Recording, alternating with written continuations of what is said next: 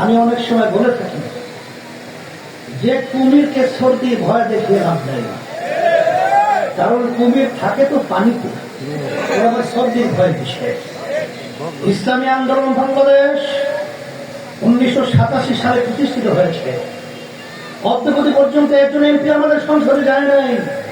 এর অর্থ কি? সুযোগ বহুত ছিল, কিন্তু এই চোরাদের, খুনিদের, চাঁদাবাজদের, মায়ের কোল সন্তান হারাকারীদের আমরা ক্ষমতায় যাওয়া সিঁড়ি হিসাবে ব্যবহৃত হই না।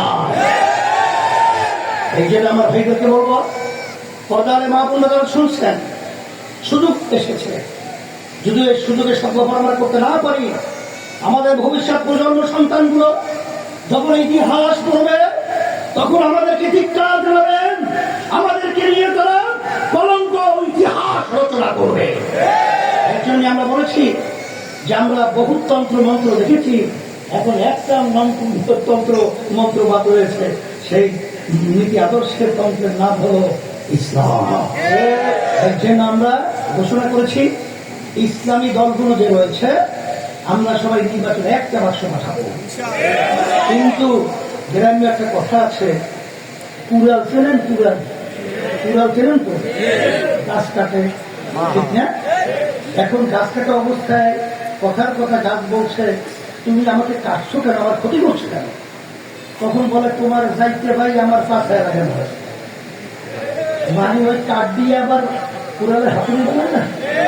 এখন ওইটা না থাকলে তো আর গাছ কাটা যায় না।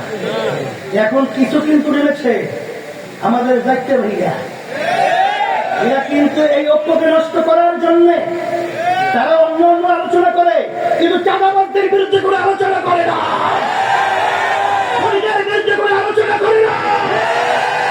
আমার দেশকে আজকে কলঙ্কিত করেছে চোরের দিক থেকে, তাদের ব্যাপারে করে আলোচনা করে না। তারা সরিয়ে আইন বিশ্বাসী নয়, যারা বাংলাদেশ ইসলামপন্থীদের উত্থানকে যারা চিন্তিত এবং বাংলাদেশের মৌলবাদের অবহেলনের ব্যাপারে তারা চিন্তিত, তাদের ব্যাপারে করে আলোচনা